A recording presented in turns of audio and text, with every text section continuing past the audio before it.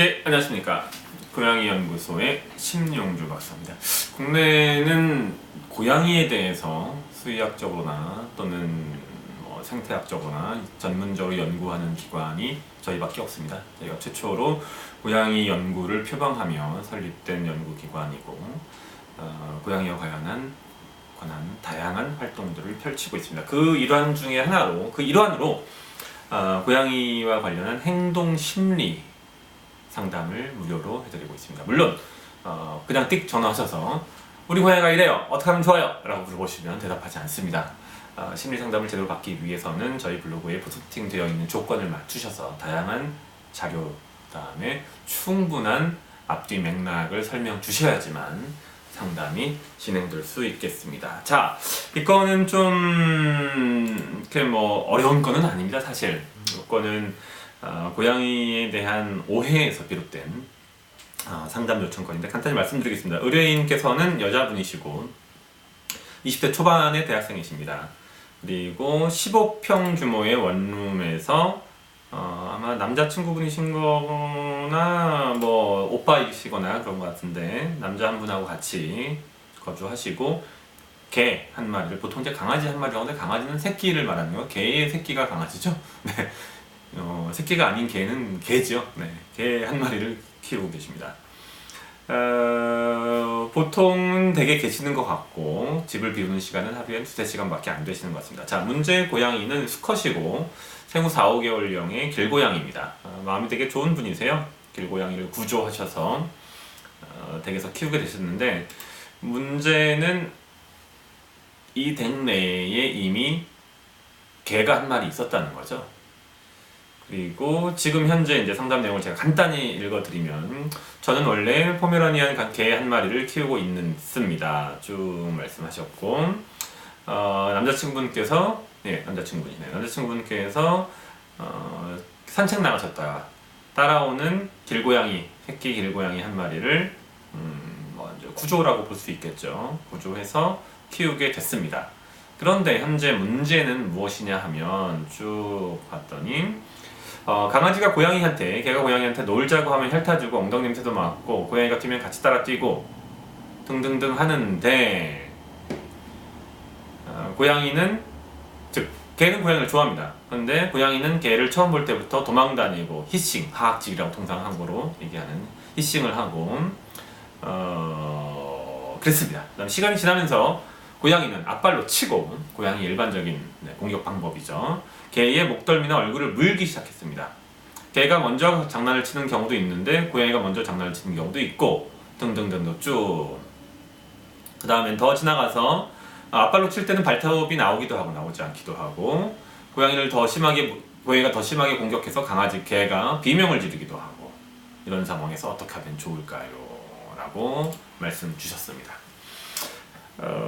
마지막으로 좀 특이한 사항이라고 말씀하시면서 손가락을 또는 자신의 발바닥을 빨기도 하고, 춥춥이라고 하셨는데 이런 표현을 한국에 썼었군요. 네. 저는 이제 국내 일반적인 분들이 쓰는 표현을 잘 모릅니다. 이제 젖을 빠는 것처럼 빠는 거죠. 근데 이거는 기본적으로 아주 큰 신뢰가 있을 때만 하는 겁니다. 즉 최소한 이 새끼 고양이는 상담 의뢰를 주신 분들 매우 따르고 신뢰하는 것 같습니다. 거의 엄마 수준으로 보는 것 같고, 이런 상황에서 이걸 어떻게 하면 좋을까요? 이제 이 말씀을 들으시면 대부분 어느 정도 이제 아마 감을 잡으셨을 텐데, 고양이를 키워보신 분들은 이 고양이는 그냥 아주 아무것도 모르는, 세상 물정 모르는 새끼 고양이고, 이 개가 좋은 거예요. 그냥 이 개하고 노는 겁니다. 고양이는 기본적으로 생태계 내에서 중간 정도의 위치를 차지하고 하지만 그럼에도 불구하고 여전히 포식동물이죠. 피포식동물이기도 하지만 동시에 포식동물입니다. 포식동물은 즉 사냥을 해야만 살 수 있죠. 우리가 키우고 있는 일반적인 집고양이의 선조는 펠리스 리비카라고 불리우는 리비아 사막지대 또는 반사막지대에 살고 있던 야생 고양이과 동물입니다. 지금도 있습니다. 고양이 정도 크기고 뭘 잡아먹겠습니까? 뱀, 도마뱀, 작은 새, 들쥐, 기타 메뚜기를 비롯한 각종 곤충류 등을 먹고 삽니다. 사냥을 합니다. 얘네가 살아남기 위해서는 어렸을 때부터 사냥 기술을 익혀야 됩니다. 사냥기술은 어떻게 익히겠습니까? 아직은 어리다 보니 동료들과 동기들과 엄마와 아빠는 없습니다. 아빠는 교배만 하고 사라지기 때문에 재미난 노가 없어집니다. 네, 엄마가 키우지. 그래서 이런 주변에서 볼 수 있는 자기의 동료들과 동족들과 장난을 치고 싸우면서 사냥 기술을 배웁니다. 어린 고양이들 보면 뒤에 숨어서 공격하려고 하다가 살짝 튀어오죠.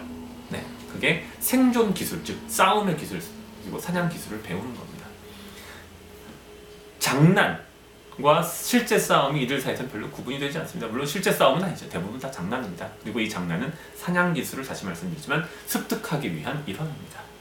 현재 이 새끼 고양이는 생후 4개월에서 5개월 정도라고 1.5kg라고 했으니까 추정된다고 하셨는데 이런 행동을 가장 많이 할 때입니다. 따라서 현재 상황은 아주 자연스러운 겁니다. 결코 이 상황은 문제가 될 수 있는 상황이 아닙니다. 다만 보호자분께서 고양이를 키울 준비가 안 돼 있으시고 고양이를 처음 키운 상황에서 정보를 갖고 있지 못한 상황에서 오해를 하신 거라고 보시는 게 맞습니다. 네, 전혀 걱정하실 필요 없습니다. 물론 경우에 따라서 손가락을 깨문다든지 발가락을 깨문다든지 하는 행동을 하고 그것이 긍정적으로 강화되었을 때에는 추후에 문제가 발생하기도 합니다만 그거는 현 상황과는 완전히 결이 다르고 이 상황은 상담을 의뢰하신 상황 전혀 문제가 없는 아주 일상적인 그다음에 보통의 상황이라고 설명드리겠습니다. 오해하지 마십시오. 그 고양이는 건강하고 아무 문제가 없는 좋은 고양이인 것 같습니다. 네, 이상입니다. 이런 형태의 질문들이 좀 자주 있는데 비슷한 형태의 질문들은 저희가 따로 말씀을 드리지는 않겠습니다.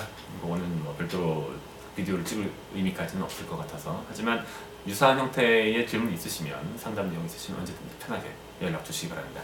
연락 주실 때는 말씀드린 것처럼 그냥 카톡으로 띡 이런데 어떻게 하면 좋아요? 라고 하시면 결코 답변을 드리지 않습니다.